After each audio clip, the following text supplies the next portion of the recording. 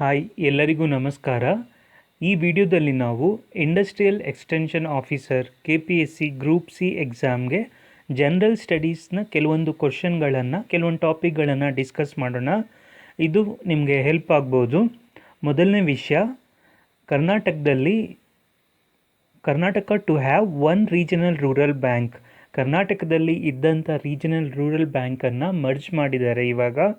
ಇವಾಗ ಒಂದೇ regional rural bank ಇದೆ ಕರ್ನಾಟಕದಲ್ಲಿ. ಸೊ ರೀಜನಲ್ ರೂರಲ್ ಬ್ಯಾಂಕ್ಗಳು ಯಾವ ಒಂದು ಆ್ಯಕ್ಟಿಂದ ಅವರು ಆಡಳಿತ ನಡೆಸ್ತಾರೆ ಅಂದರೆ ರೀಜನಲ್ ರೂರಲ್ ಬ್ಯಾಂಕ್ ಆ್ಯಕ್ಟ್ 1976. ಇದನ್ನು ಕೇಳ್ಬೋದು ಅವರು. First of all, regional rural bank ಅಂದರೆ ಏನಂತ ತಿಳ್ಕೊಳ್ಳೋಣ. ರೀಜನಲ್ ರೂರಲ್ ಬ್ಯಾಂಕಲ್ಲಿ ಸೆಂಟ್ರಲ್ ಗೌರ್ನಮೆಂಟ್, ಸ್ಟೇಟ್ ಗೌರ್ನಮೆಂಟ್ ಮತ್ತು ಒಂದು ಸ್ಪಾನ್ಸರ್ಡ್ ಬ್ಯಾಂಕ್, ಈ ಮೂರು ಏಜೆನ್ಸಿಗಳು ಸೇರಿಕೊಂಡು ರೀಜನಲ್ ರೂರಲ್ ಬ್ಯಾಂಕನ್ನು ನಡೆಸುತ್ತೆ. ಸೊ ಇದರಲ್ಲಿ ಸೆಂಟ್ರಲ್ ಗೌರ್ನಮೆಂಟ್ ಶೇರ್ 50% ಇರುತ್ತೆ. ಹಾಗೆಯೇ ಸ್ಪಾನ್ಸರ್ ಬ್ಯಾಂಕ್ನ ಶೇರ್ 35% ಇರುತ್ತೆ. ಹಾಗೆ ಸ್ಟೇಟ್ ಗೌರ್ನಮೆಂಟ್ನ ಶೇರ್ 15% ಇರುತ್ತೆ. ಇದರಲ್ಲಿ ಯಾವ್ದು ಜಾಸ್ತಿ ಯಾವ್ದು ಕಮ್ಮಿ ಆ ಥರನೂ ಕೇಳ್ಬೋದು. ಹಾಗೆಯೇ ಇವಾಗ ಕರ್ನಾಟಕದಲ್ಲಿ ಇದ್ದಂತಹ ಕರ್ನಾಟಕ ವಿಕಾಸ್ ಬ್ಯಾಂಕ್ ಮತ್ತು ಕರ್ನಾಟಕ ಗ್ರಾಮೀಣ ಬ್ಯಾಂಕ್, ಈ ಎರಡು ಬ್ಯಾಂಕನ್ನು ಮರ್ಜ್ ಮಾಡಿ ಕರ್ನಾಟಕ ಗ್ರಾಮೀಣ ಬ್ಯಾಂಕ್ ಅಂತ ಹೆಸರಿಟ್ಟಿದ್ದಾರೆ. ಈ ಕರ್ನಾಟಕ ಗ್ರಾಮೀಣ ಬ್ಯಾಂಕ್ ಅನ್ನೋದರ ಹೆಡ್ ಕ್ವಾರ್ಟರ್ ಎಲ್ಲಿದೆ ಅಂದರೆ ಬಳ್ಳಾರಿಯಲ್ಲಿದೆ. ಇವಾಗ ಮರ್ಜ್ ಆಗಿರುವಂತಹ ಕರ್ನಾಟಕ ಗ್ರಾಮೀಣ ಬ್ಯಾಂಕ್, ಇದನ್ನು ಯಾರು ಸ್ಪಾನ್ಸರ್ ಮಾಡ್ತಿದ್ದಾರೆ ಅಂತ ಕೇಳಿದರೆ ಕೆನರಾ ಬ್ಯಾಂಕ್ ಅವರು ಇದನ್ನು ಸ್ಪಾನ್ಸರ್ ಮಾಡ್ತಿದ್ದಾರೆ. ಮುಂಚೆ ಈ ಎರಡು ಬ್ಯಾಂಕ್ಗಳು ಬೇರೆ ಬೇರೆ ಬ್ಯಾಂಕನ್ನು ಸ್ಪಾನ್ಸರ್ ಮಾಡ್ತಿದ್ರು, ಆದರೆ ಇವಾಗ ಕೆನರಾ ಬ್ಯಾಂಕ್ ಸ್ಪಾನ್ಸರ್ ಮಾಡ್ತಿದೆ. ಹಾಗೆಯೇ ಇದರ ಹೆಡ್ ಕ್ವಾರ್ಟರ್ ಎಲ್ಲಿದೆ ಅಂದರೆ ಬಳ್ಳಾರಿಯಲ್ಲಿ. ಹಾಗೆ ರೀಜನಲ್ ರೂರಲ್ ಬ್ಯಾಂಕ್ ಯಾವ ಒಂದು ಆ್ಯಕ್ಟಿಂದ ಅವರು ಅಡ್ಮಿನಿಸ್ಟ್ರೇಟ್ ಮಾಡ್ತಾರಂದರೆ RRB ಆ್ಯಕ್ಟ್ 1976 ನೆನಪಿರಲಿ. ನೆಕ್ಸ್ಟ್, ಮೊದಲನೇ RRB ರೀಜನಲ್ ರೂರಲ್ ಬ್ಯಾಂಕ್ ಇಂಡಿಯಾದಲ್ಲಿ ಯಾವುದು ಅಂದರೆ ಪ್ರಥಮ್ ಬ್ಯಾಂಕ್. ಇದು ಉತ್ತರ ಪ್ರದೇಶನ ಮುರ್ದಾಬಾದಲ್ಲಿ, ಹೆಡ್ ಕ್ವಾರ್ಟರ್ ಮುರ್ದಾಬಾದಲ್ಲಿತ್ತು. ಈ ಬ್ಯಾಂಕ್ನ ಸ್ಪಾನ್ಸರ್ ಯಾರ್ದಿತ್ತು ಅಂದರೆ ಸಿಂಡಿಕೇಟ್ ಬ್ಯಾಂಕ್ ಇತ್ತು.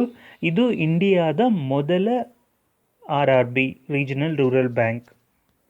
ಈ ವರ್ಷ ವಯಕೊಂ ಸತ್ಯಾಗ್ರಹ ಕೇಳಿದಿರಲ್ಲ, ಇದು ಕೇರಳದಲ್ಲಿ ನಡೆದಂಥ ಒಂದು ಸತ್ಯಾಗ್ರಹ.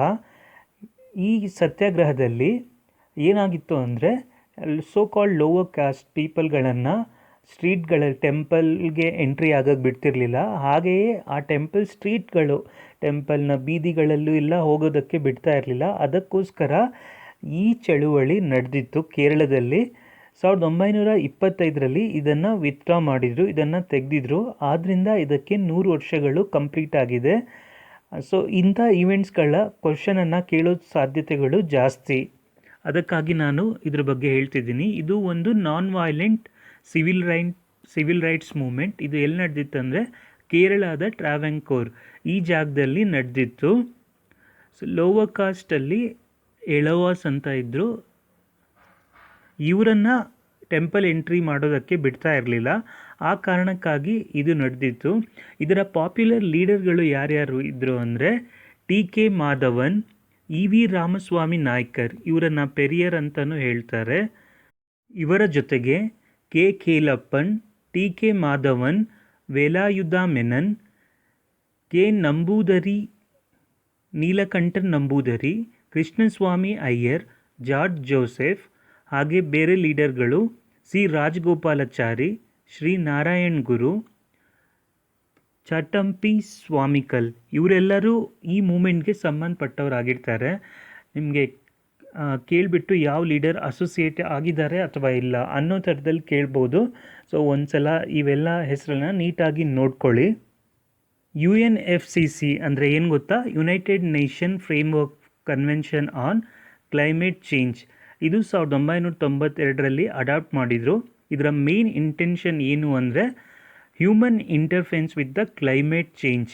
ಕ್ಲೈಮೇಟನ್ನು ಸಸ್ಟೈನೇಬಲ್ ಆಗಿ ಯೂಸ್ ಮಾಡಬೇಕು, ಎನ್ವಿರಾನ್ಮೆಂಟನ್ನು ನಾವು ಸಸ್ಟೈನೇಬಲ್ ಆಗಿ ಯೂಸ್ ಮಾಡಬೇಕು, ಕ್ಲೈಮೇಟನ್ನು ಪೊಲ್ಯೂಟ್ ಮಾಡೋದ್ರಿಂದ ತಪ್ಪಿಸೋದು ಹೇಗೆ ಅನ್ನೋದ್ರ ಬಗ್ಗೆ ಇದು.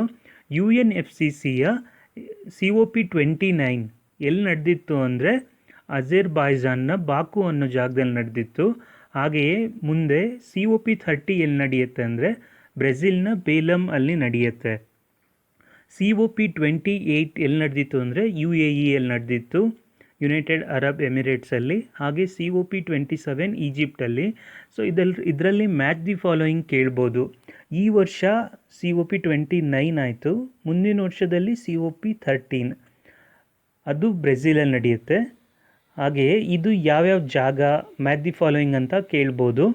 ಸೊ ಅದಕ್ಕೋಸ್ಕರ ಇದನ್ನು ನೆನಪಲ್ಲಿ ಇಟ್ಕೊಳ್ಳಿ. ಮತ್ತು ಸ್ಕ್ವಾಡ್ ಅಲಯನ್ಸ್ ಅಂತ ಒಂದು ಗ್ರೂಪ್ ಇದೆ. ಈ ಗ್ರೂಪಲ್ಲಿ ಇಂಡಿಯಾ ಇಲ್ಲ. ಆ ಕಾರಣಕ್ಕಾಗಿ ಫಿಲಿಪೈನ್ಸ್ ಅವರು ಇಂಡಿಯಾಗೆ ಜಾಯ್ನ್ ಆಗಿ ಅಂತ ಹೇಳಿದ್ದಾರೆ. ಇದು ಒಂದು ಇನ್ಫಾರ್ಮಲ್ ಮಿನಿಸ್ಟೀರಿಯಲ್ ಅಲಯನ್ಸ್. ಇದರಲ್ಲಿ ಯಾರ್ಯಾರು ಇದ್ದಾರೆ ಅಂದರೆ US, ಜಪಾನ್, ಆಸ್ಟ್ರೇಲಿಯಾ ಮತ್ತು ಫಿಲಿಪೈನ್ಸ್ ಇದೆ. ಈ ಕ್ವಾಡ್ ಅಲಯನ್ಸ್ಗಿಂತ ಡಿಫ್ರೆನ್ಸ್ ಆಗಿದೆ. ಕ್ವಾಡಲ್ಲಿ ನಾವು ಇಂಡಿಯಾ ಮೆಂಬರ್ ಆಗಿದ್ದೀವಿ, ಆದರೆ ಸ್ಕ್ವಾಡಲ್ಲಿ ಇಂಡಿಯಾ ಇಲ್ಲ. ಇಂಡಿಯಾ ಬದಲು ಫಿಲಿಪೈನ್ಸ್ ಇದೆ. ಸೊ ಎಕ್ಸಾಮಲ್ಲಿ ಕ್ವಾಡ್ ಮೆಂಬರ್ಸ್ ಯಾರಂತಾದರೂ ಕೇಳ್ಬೋದು, ಅಥವಾ ಸ್ಕ್ವಾಡ್ ಮೆಂಬರ್ಸ್ಗಳು ಯಾರ್ಯಾರು, ಸ್ಕ್ವಾಡ್ ಅಲಯನ್ಸ್ನ ಮೆಂಬರ್ಗಳು ಯಾವುದು ಅಂತ ಕೇಳ್ಬೋದು. ಸೊ ಒಂದು ಸಲ ಎರಡನ್ನೂ ನೋಡ್ಕೊಳ್ಳಿ. ಇದೇ ರೀತಿ ಇನ್ನೂ ಹೆಚ್ಚಿನ ಕಂಟೆಂಟ್ಸನ್ನು ತೊಗೊಬರ್ತೀನಿ ಕರೆಂಟ್ ಅಫೇರ್ಸ್ ರಿಲೇಟೆಡ್. ಈ ಕಂಟೆಂಟ್ ಇಷ್ಟ ಆಗಿದ್ದರೆ ಇದನ್ನು ಸಬ್ಸ್ಕ್ರೈಬ್ ಮಾಡಿ, ಹಾಗೆ ಎಲ್ಲರಿಗೂ ಶೇರ್ ಮಾಡಿ. ಎಲ್ರಿಗೂ ಧನ್ಯವಾದಗಳು.